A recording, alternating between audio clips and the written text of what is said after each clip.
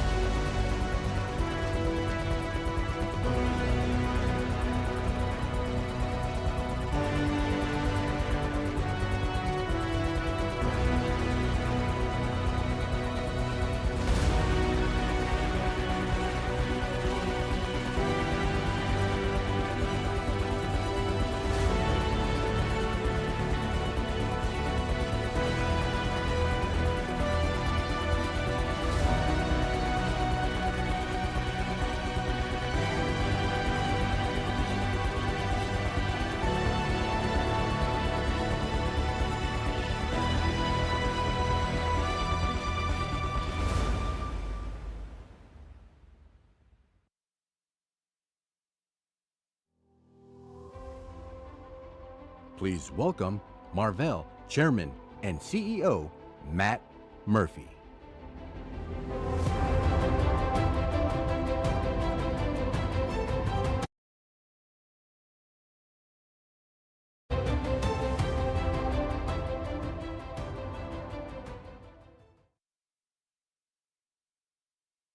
It's great to be here to kick off day one at Computex, and it's great to be back here in Taiwan.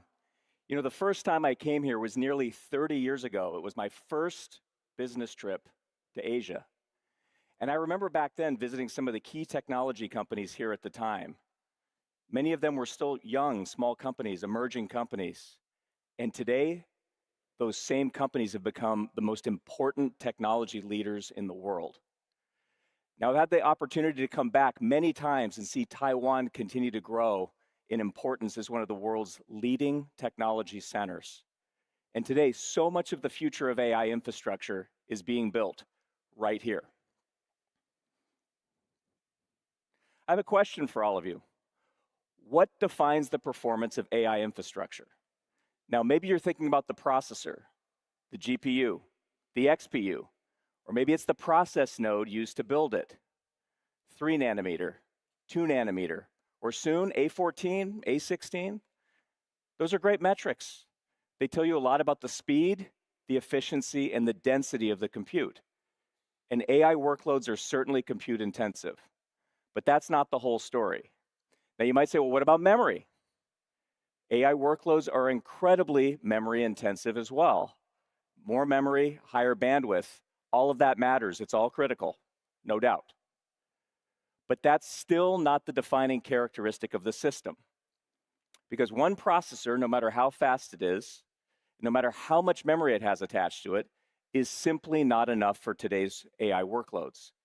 You need tens of thousands and eventually millions of processors working together as a single massive compute engine. That's why computing at this scale is fundamentally a connectivity challenge.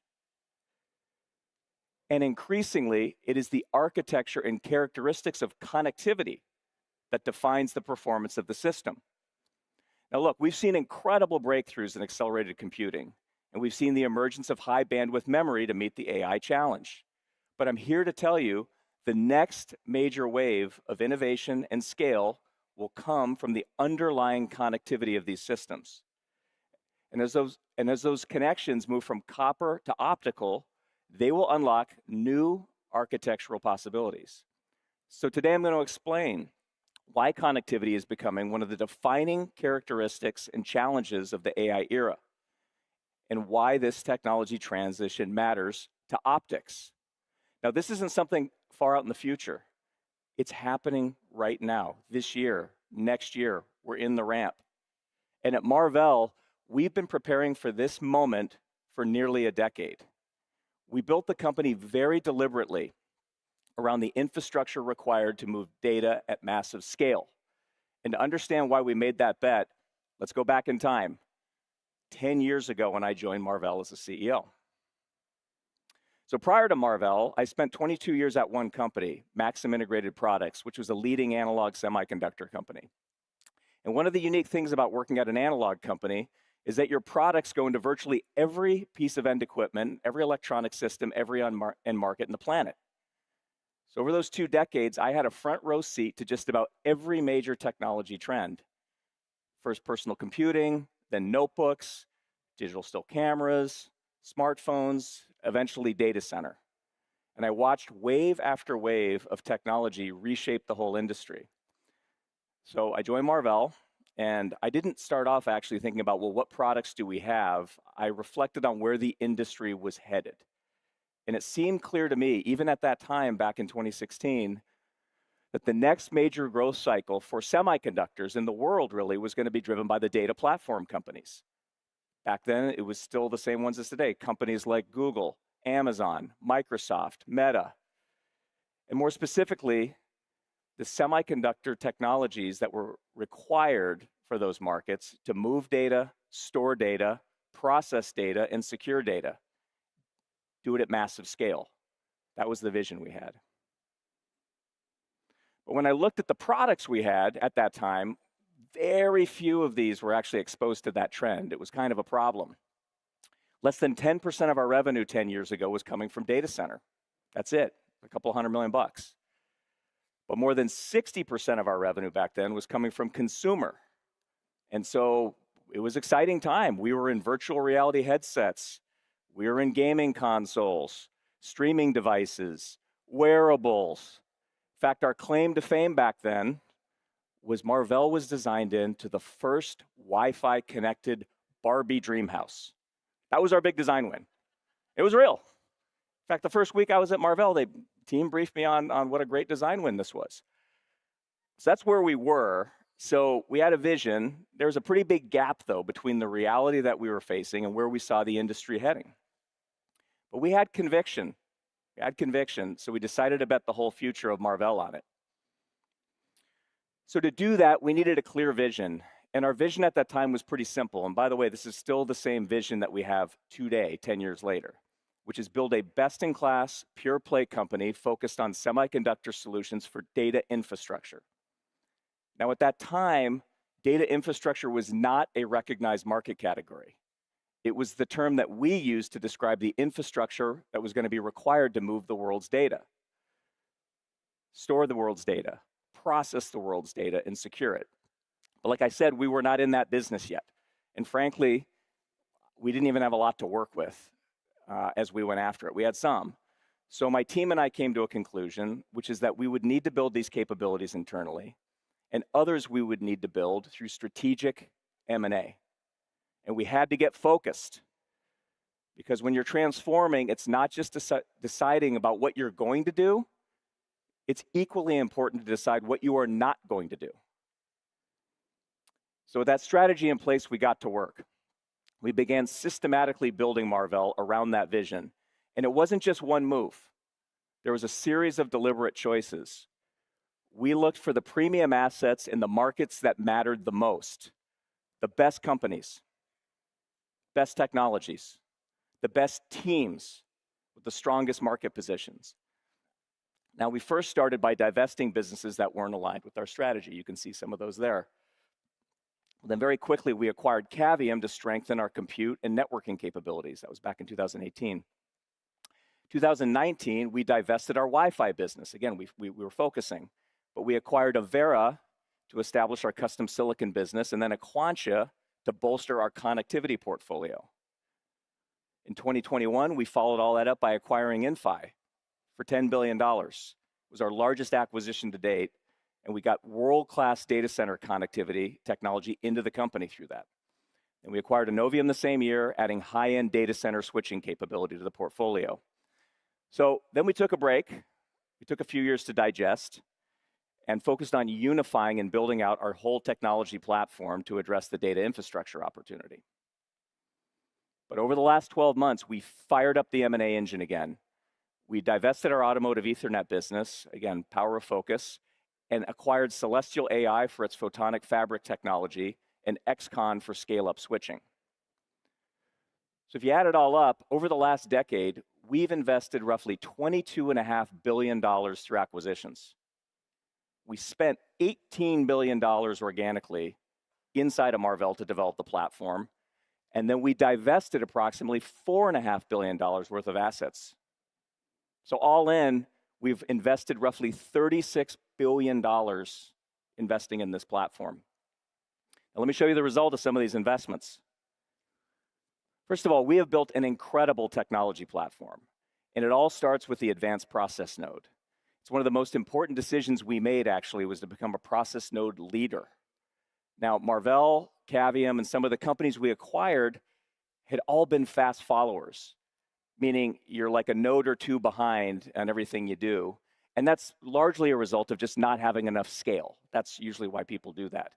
But as we integrated these businesses, we made the decision that if we're going to compete in data infrastructure, we had to be at the absolute leading edge. No choice.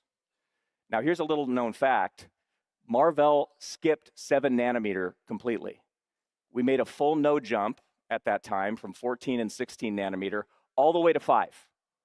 I mean, nobody does this. Nobody takes that kind of a risk or a bet, but we did, and it worked. It worked really well, flawlessly, actually. Our engineering team did an outstanding job executing this transformation. So in early 2020, we released our first world-class IP platform, complete with die-to-die interfaces, custom SRAM, high-speed SerDes, and more. Now, SerDes is a good example of how we built this platform. It combined Marvell's own core engineering strength with exceptional talent from Avera, Aquantia, Inphi, and others. Now, today, that is a 1,500-person organization at Marvell, second to none in terms of engineering scale and capability. So to support the process data portion of our mission, we built a best-in-class custom compute platform, working in deep partnerships with the world's leading hyperscalers. And that business has been doing very well for us. In store data, we built a whole portfolio of storage controllers, CXL-based memory poolers, and near-memory compute. But here's where we really went all in. That was in data movement. And this is where our high-speed connectivity portfolio, and when you look at Marvell's data center business today, the vast majority of our revenue actually comes from connectivity. From high-speed optical interconnect inside the data center to long-reach optics between data centers to high-speed switching infrastructure. So today, we are the undisputed connectivity leader. And when you step back and look at what we built,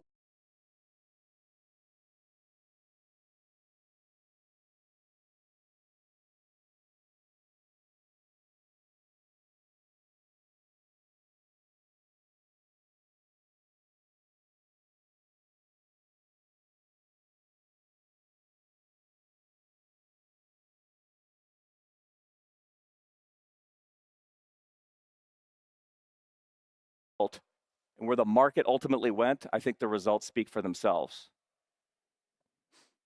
So back in 2016, Marvell was a $2.3 billion company. As we embarked on the transformation, actually in the first 5 years, we doubled the company, $4.5 billion in revenue. Over the next 5 years, our growth accelerated. And according to consensus estimates on Wall Street for the current year we're in, we're set to grow about 2.5 times over the last 5 years to 11.4 billion. But in the recent couple of years, if you actually drill down, Marvell has been growing like 40% a year. So the growth rate is actually accelerating in the last few years. So at this point, Marvell is off to the races, okay? And based on the outlook that we shared in our earnings call last week, consensus estimates have come up and they expect us now to deliver 16.4 billion in revenue next year. So as I said earlier, when we started this journey, data center represented less than 10% of our revenue, and we bet the farm on it. Last quarter, it was over 75% of our revenue and growing very rapidly. So this is a very different company than we used to be, and the thesis is largely played out. But we're still in the early innings of this infrastructure build-out. The next phase is all in front of us. It'll have a different set of requirements, and that brings us back to connectivity. So for the past several years, as AI has created new demands on the infrastructure, we've seen the industry solve one major bottleneck after another. And first, it was compute.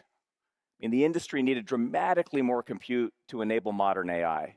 And NVIDIA did an incredible job leading that revolution, and along the way became the world's first $5 trillion market cap company.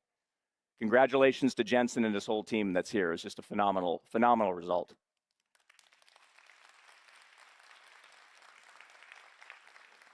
Next came the memory bottleneck. Larger models required enormous amounts of memory and bandwidth, and the memory companies are scaling aggressively now to meet that demand. And just recently, we've seen 3 new $1 trillion market cap companies emerge in that market. But the bottleneck is shifting again. Now it's connectivity that will define the limits of the infrastructure, just like with compute and memory. The industry will rally to meet this challenge. Now, this isn't just me saying this. This is what we're hearing from our largest customers. The world's largest hyperscalers are now reimagining their entire network architectures. They recognize that scaling AI infrastructure is now, first and foremost, a connectivity challenge. As reasoning models, mixture of experts architectures, agentic AI, it all continues to evolve. More data has to move across the infrastructure, demanding higher bandwidth and lower latency. And as workloads no longer fit within one data center, guess what? They need to build larger data centers or full campuses full of data centers and all the high-speed connectivity between them. Thus, the connectivity becomes a critical enabler of scaling compute. And increasingly, our customers recognize that optics is the way forward. And they're looking to leaders like Marvell to help them build larger, faster networks and at scale. So when you look across the semiconductor industry at the leading companies supporting this infrastructure build out, it becomes clear each of us is focused on a different part of the infrastructure. And that shows up in the revenue mix. Some of the companies are compute first. It means the vast majority of their revenue is tied to compute, with some of it tied to connectivity, but most of it's compute. And it's obviously a critical part of the stack, and that's why we have several trillion-dollar plus companies in this group. Then you have the companies focused on memory, and again, all trillion-dollar market cap companies at this point. It's unbelievable. And then you have Marvell.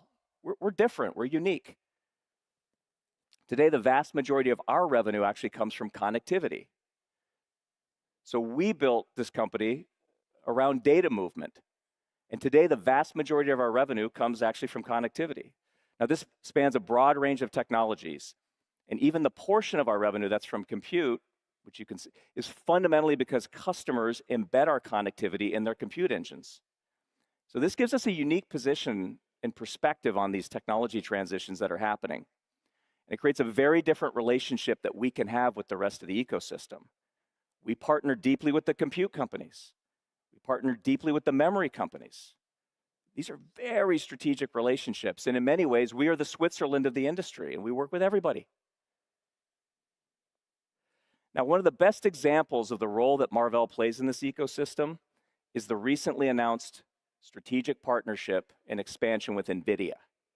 And as part of this announcement that we made a few months back, NVIDIA invested $2 billion into Marvell. And we're expanding our partnership now across multiple dimensions, including optics, photonics, NVLink Fusion. And I'm thrilled to announce that Jensen himself is here today. He's going to join me on stage. We're going to spend a few minutes chatting about the partnership, and we're going to see where AI infrastructure goes from here. So with that, let me please welcome to the stage Jensen Huang.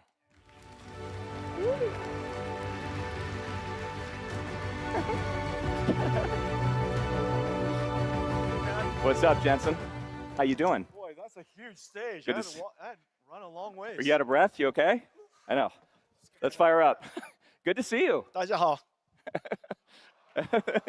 There you Nice to go. see you. Yeah. Congrats on a great kickoff yesterday, GTC. You guys are off to the races this week. Thank you. Look, maybe you heard some of what I just said. So we're talking about connectivity today. The next $1 trillion company, ladies and gentlemen. Whoa! That would be exciting. Let's do it together. Yeah. Let's do it together. But it really all starts with what's happening today in AI infrastructure kind of more broadly. So how do you see that, like just from the big picture standpoint? We're at this extraordinary moment, customer demands through the roof. How do you see connectivity playing into this and the interconnect that's required? Yeah, that's really great. You know, yesterday I said that useful AI has arrived. It's the reason why your demand is going through the roof. It's the reason why my demand's going through the roof. Yeah. And this new computing pattern that makes it possible is called agents. And these agents has a particular computing platform, a computing pattern that is disaggregated and distributed. Mm-hmm. When you take a computing problem and you disaggregate it into a lot of parts and you distribute it across the entire data center, what's necessary is connectivity. That's the reason why Matt's doing so well. That's the reason why Marvell is so essential. We've distributed and disaggregated computing so that it runs across these enormous clusters so that we could get, we're aggregating the total compute, the total memory, the total bandwidth that we have. And what makes it possible is connectivity. Yeah, we're seeing it. And then as That's you think why about, they're going to be the next $1 trillion company.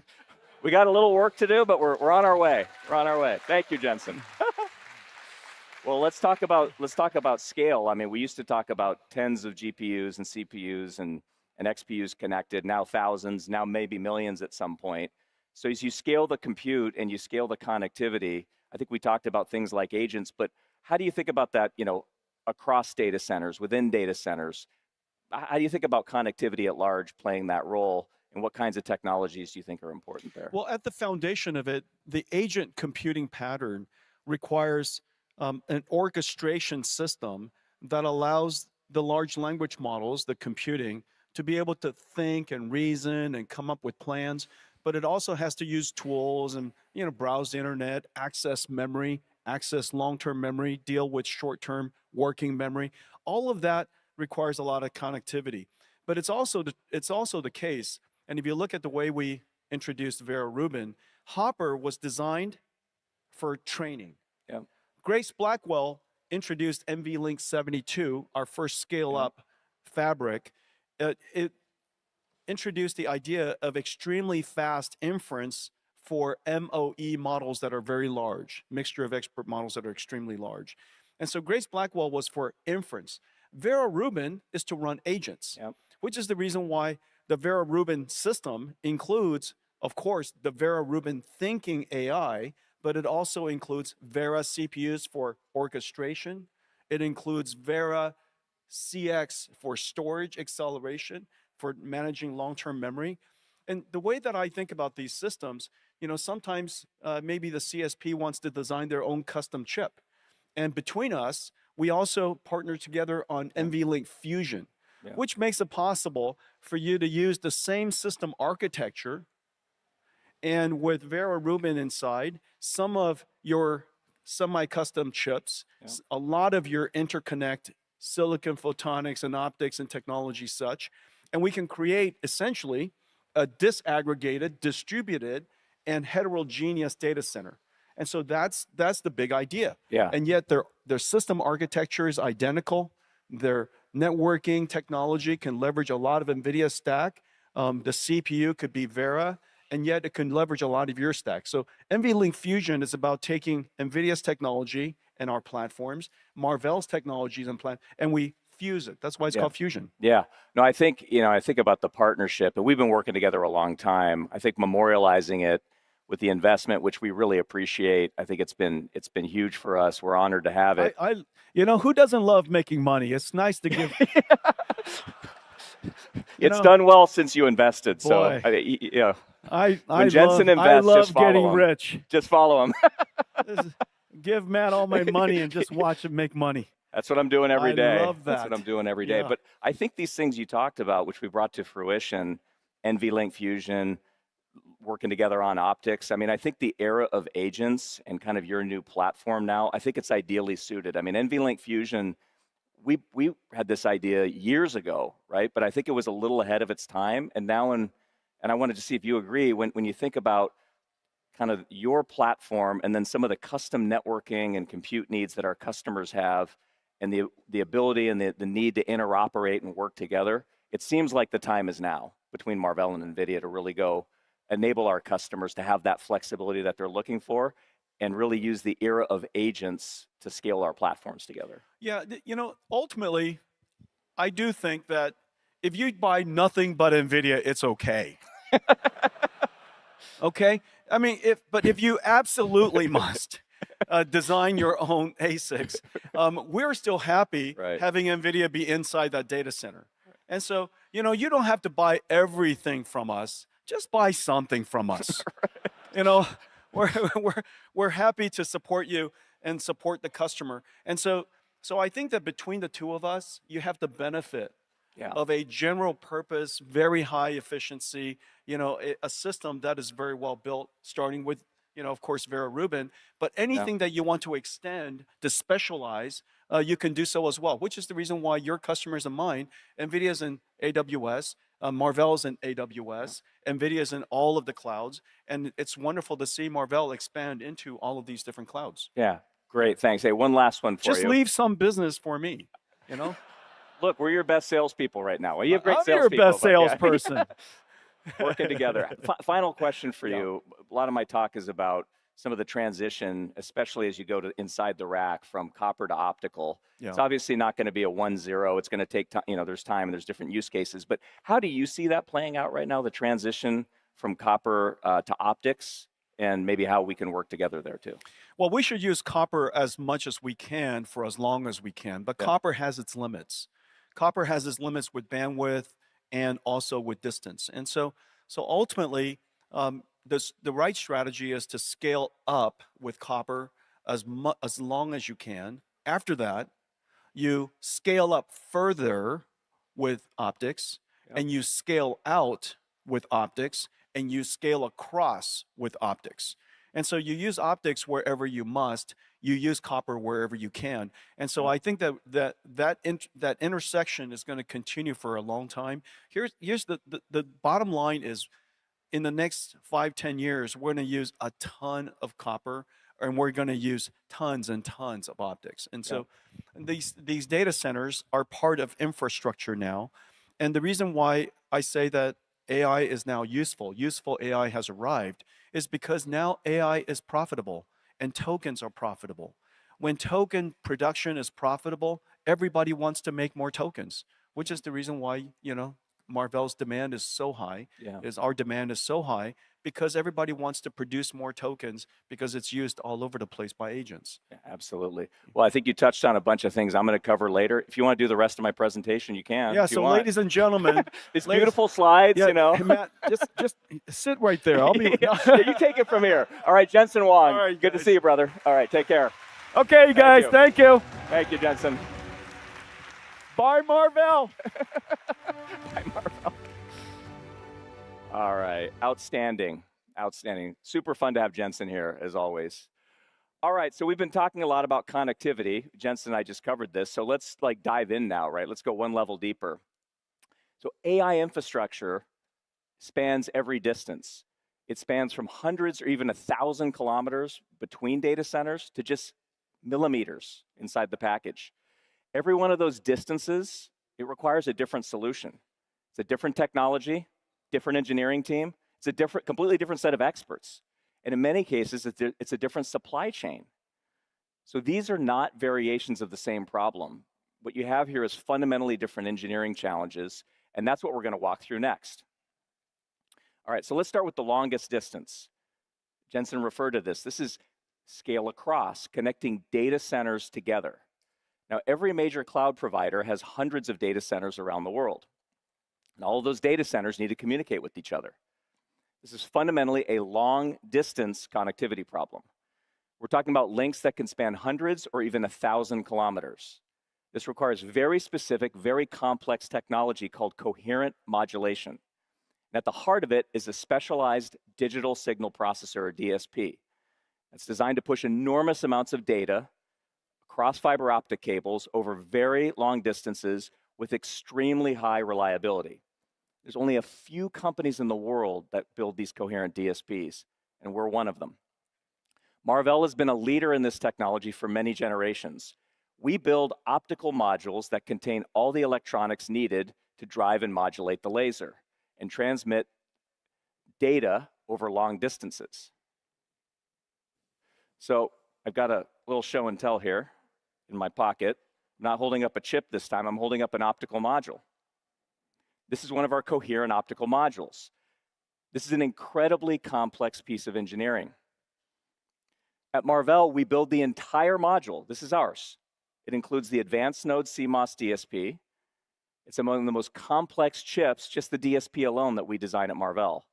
But it also incorporates inside our 4th generation silicon photonics technology. That's inside here.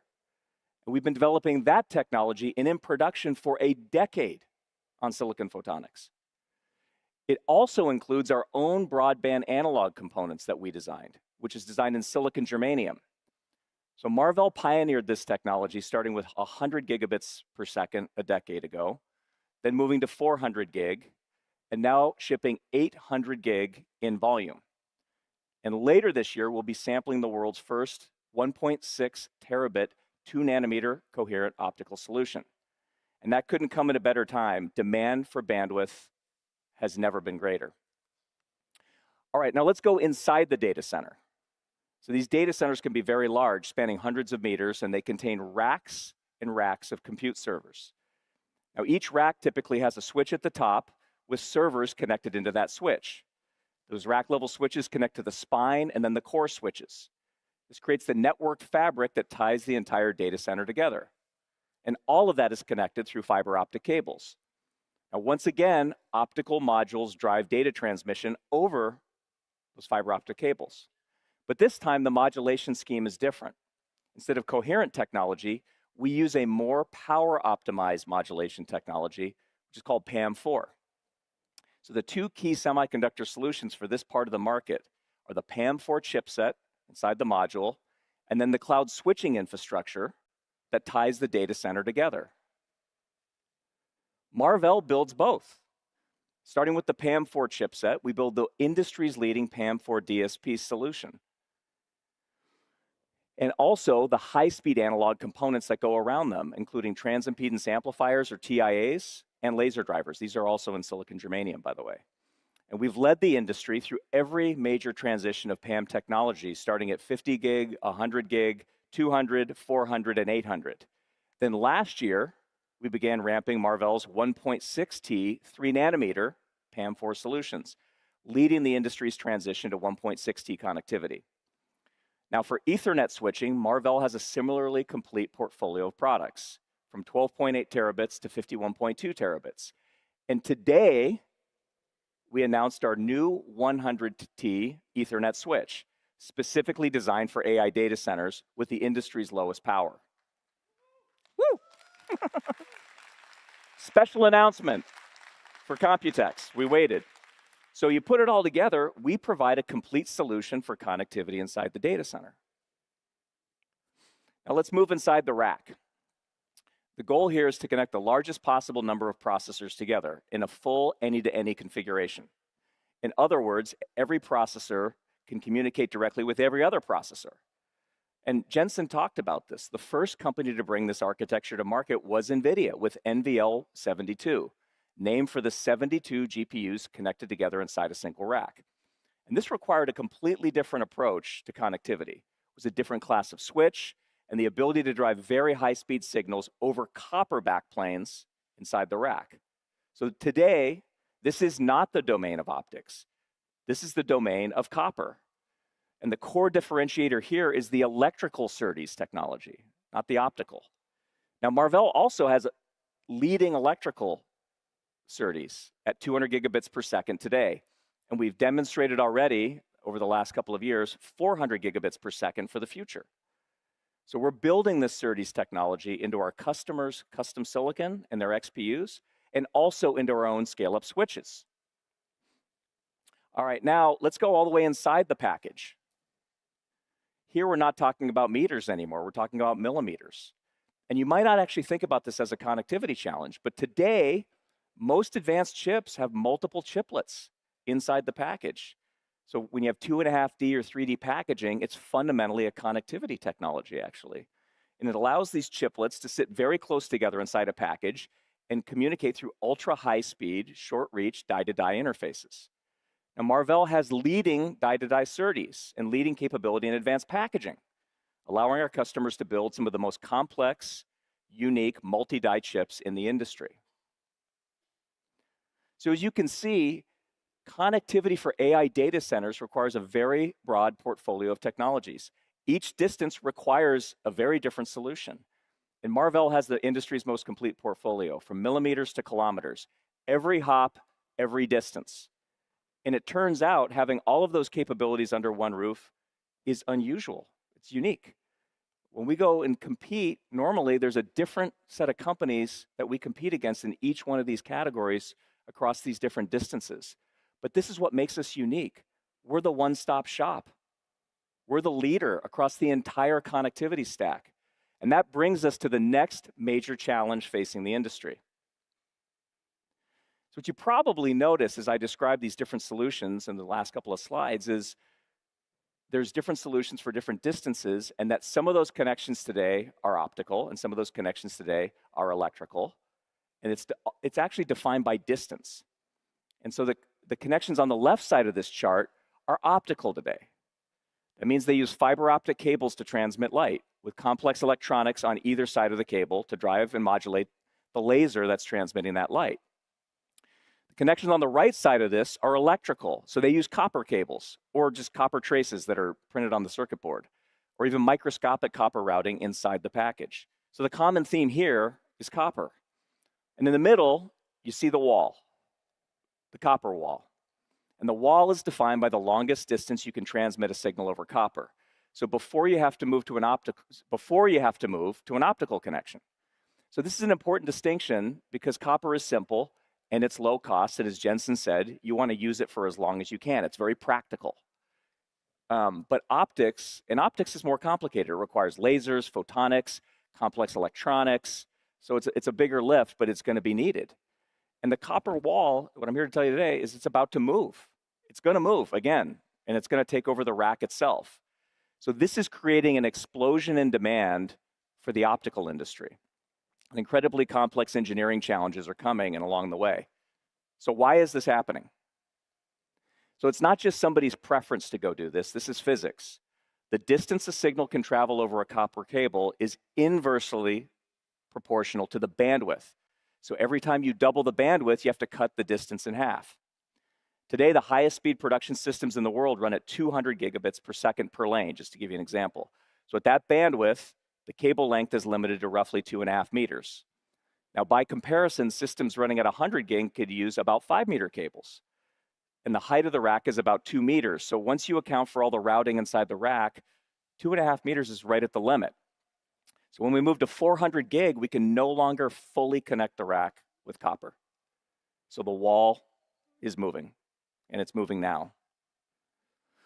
And going forward, even the connections within the rack will become optical, and the whole industry knows this is coming. So we've been preparing for this moment, not just Marvell, but the industry. And you see this in Taiwan, by the way, in the supply chain and the ramp up that's happening.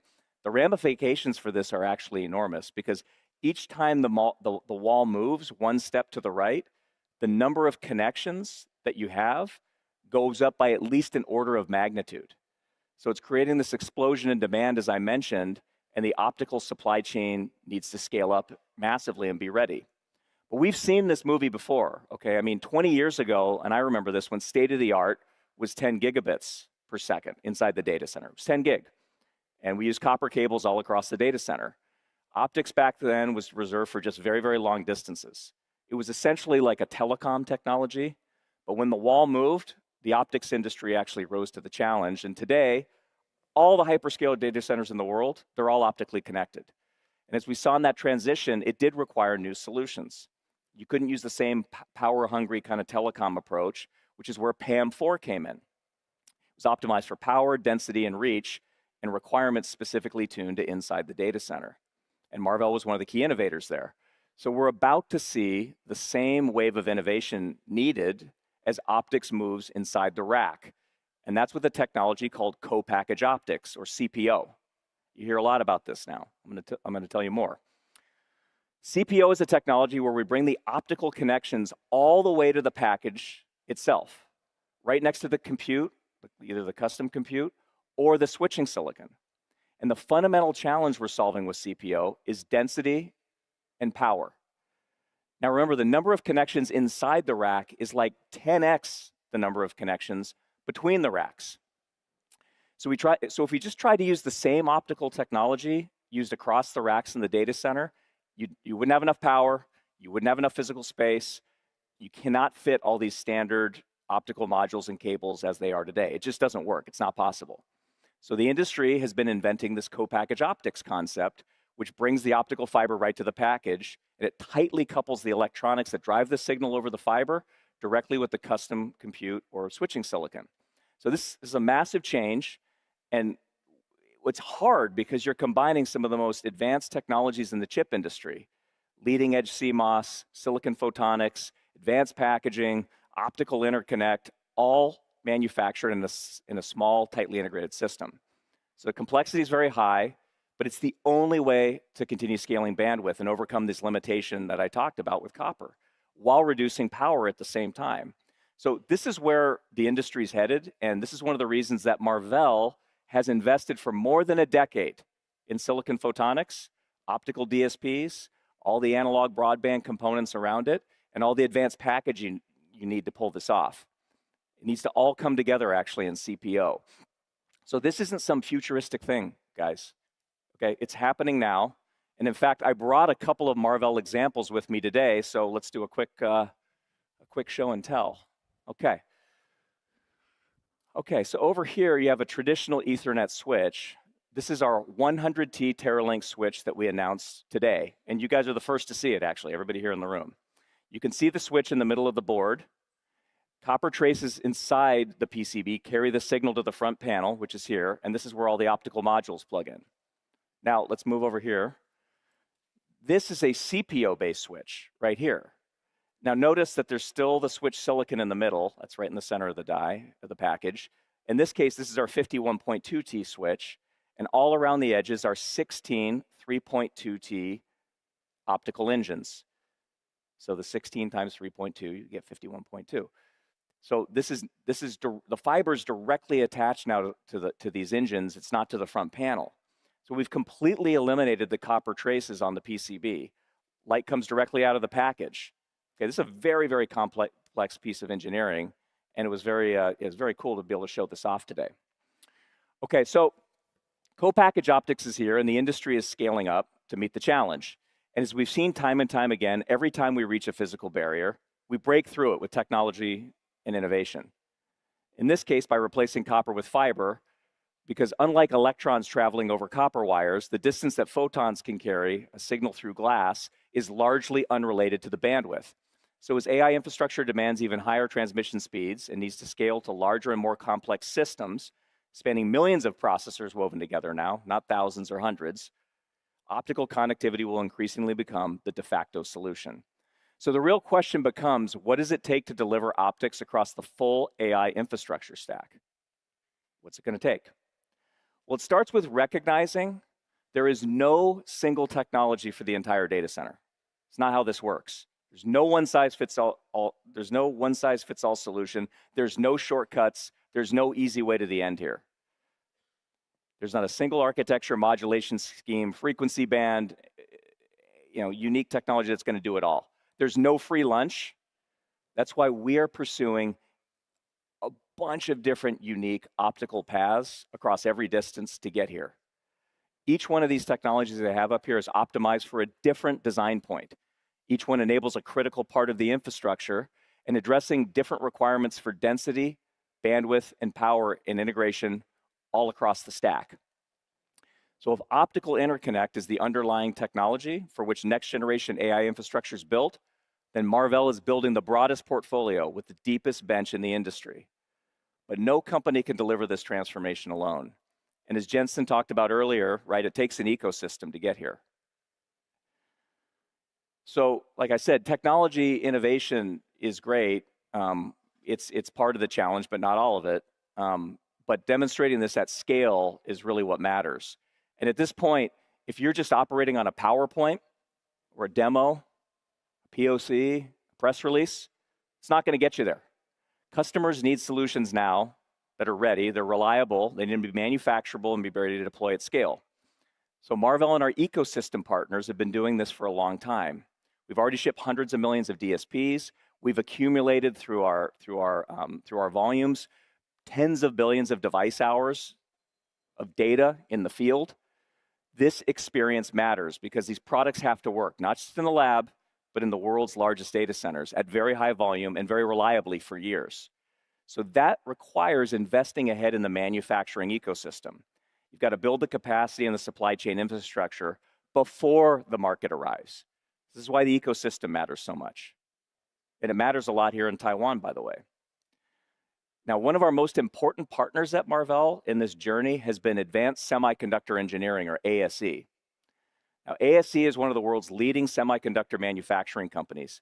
They have more than 100,000 employees with operation in Asia and actually all around the globe, with a decades-long track record of helping enable pretty much every major technology transition we've gone through in the semiconductor industry. Now, leading ASE through this period of transformation is someone that I know quite well. He spent more than 25 years helping shape both the company and the industry. Today, I'm thrilled to have my next guest speaker come up, which is ASE CEO, Dr. Tien Wu. Tien, please join me on the stage. Thank you.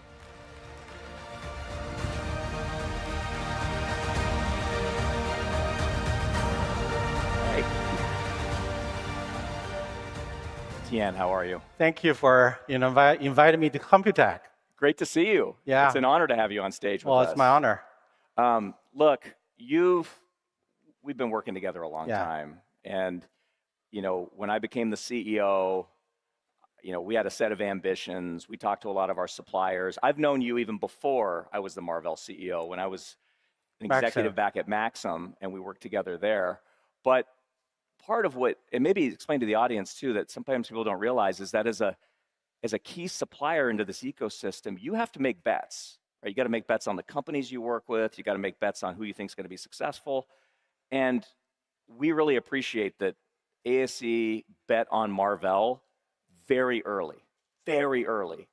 And we've seen great success actually based on that. But I'm just curious if you could share your perspective maybe on where Marvell was, what your thought process is, and then where are we today in our journey together?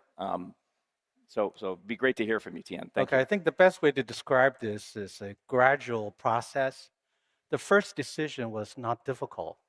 Marvell, fabulous company, has a very good reputation, has gone through a lot of transition. So the track record of Marvell has already been there.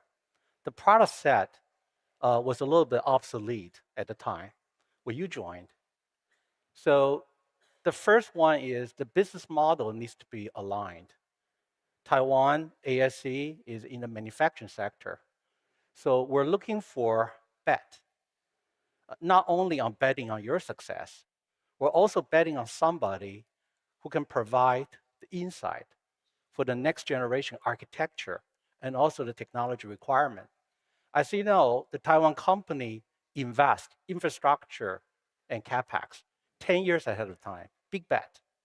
We're only counting on whatever capacity we put it in will be needed and will be utilized. Right. That's how we make money. Right. So betting on company that we believe will give us very good insight well into the future becomes very important. So that's how the decision was made at the very beginning. And for the last 10 years, I'm just really happy. Everything that we talk about, it was a dream 10 years ago. It was a dream. And today, we are going to ship it. And you just mentioned that you're going to have 40% growth for the next few years. I believe you're going to beat that. Right. So we're busy now preparing the capacity for you. Yes. We also appreciate that over the last 10 years, we have gone through a lot of strategic discussion, right? You make commitment to us, we make investment for you, and over time, we're going to produce more of your parts. I think that's the really a short story for how that decision was come. Yeah, no, it's been a great story. Maybe one more for you. The ecosystem here in Taiwan is so unique. And like you said, it takes like a decade of investment before you really can see the return. And there's just such a power that's happening here. How do you describe it to people here? And also there's a lot of people around the world watching. And then what makes it possible here? Why is it unique? And then what also makes it difficult to replicate this in the rest of the world? And then, but at the same time, there's globalization. So how do we think about those dynamics? I think that'd be an interesting one. I think the reason why you're asking the question is there's a lot of competing forces and also uncertainty across the world. So I think my belief is any business needs to have vision as well as long-term alignment on value. So in the business model, the whole Taiwan sector is built on capacity utilization and also innovation and technology investment way ahead of the curve. That's what Taiwan's value. So with the fabless company or with specific IDM company, that business model aligns. Beneath that will be the economy of scale.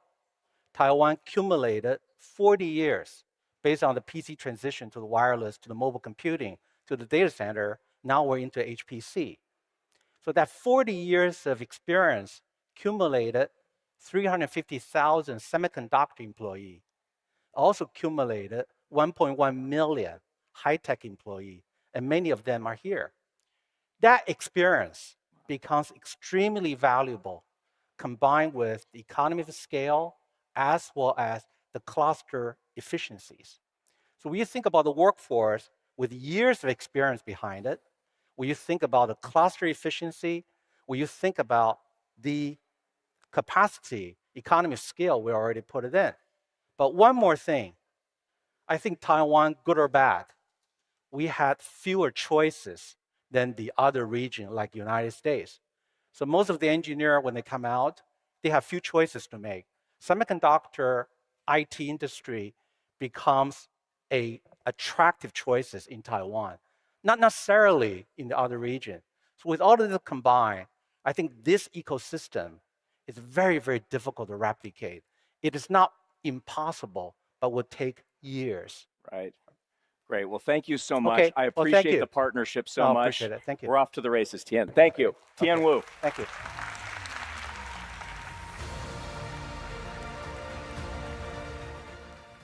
Okay. So, like we said, the future of AI data centers is all optically connected infrastructure.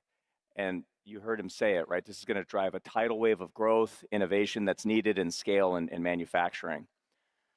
But what does that inevitable future actually look like? I mean, if you just take a step back for a minute and you actually don't think about right now, think about 10 years in the future. And it's a world where a lot of the copper connections are gone. And just think about a world where data transmission now at some point is all optical. This is a world where then distance doesn't matter actually. And that's a profound change. Servers, racks, and overall data center architectures today have all been designed around the constraints of distance. And software workloads actually have also been optimized around those same constraints. But what if distance no longer matters? How might the architecture itself change? And what new capabilities become possible when the infrastructure is no longer constrained by distance? So let's start with the scale-up network in the rack. As we discussed earlier, this is where we can connect the largest possible number of processors together in a full any-to-any configuration. Now, in the past, the size of this domain was limited by the length of the copper connection, but with optics, distance doesn't matter. So now we can change the size of the scale-up domain from 72 or 144 XPUs or GPUs to 1,000 or more, all optically interconnected. The implications for workloads are enormous. Today, AI workloads must be broken down into smaller subproblems that fit within the scale-up cluster, because communicating outside the cluster today is slower, at much lower bandwidth. But optically interconnected systems can manage workloads on an order of magnitude larger. And it does not stop there, by the way. What happens when the optical connectivity comes inside the server itself? Modern AI servers are composed of a certain number of CPUs, XPUs, memory, and network interfaces. And the reason they're all in the same system is because of distance. The CPUs and XPUs need to access memory at very, very high bandwidth, which means they need to sit right next to each other on the board, with copper traces serving as the connections between them. But in a future where these connections are all optical, distance actually doesn't matter.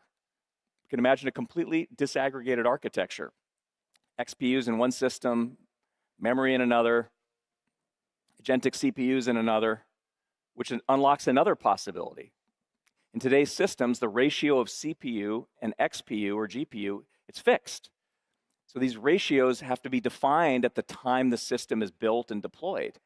But no two workloads require exactly the same ratio. Jensen talked about this actually, which means at any given time, some portion of the computer memory could be underutilized for a given workload. That costs money.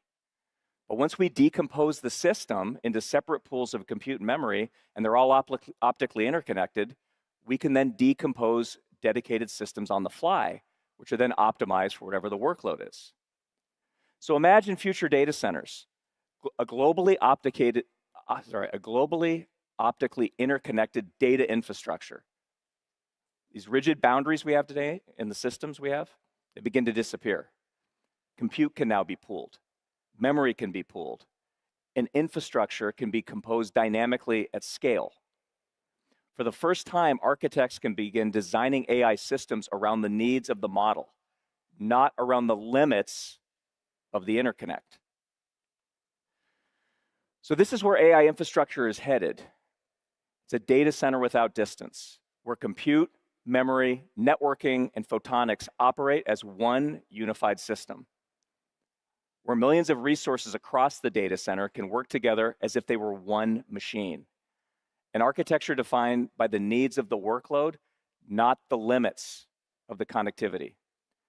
We believe this is the next era of computing infrastructure, and Marvell is helping build the connectivity foundation that will make all this possible. Thank you very much for your time today. Here.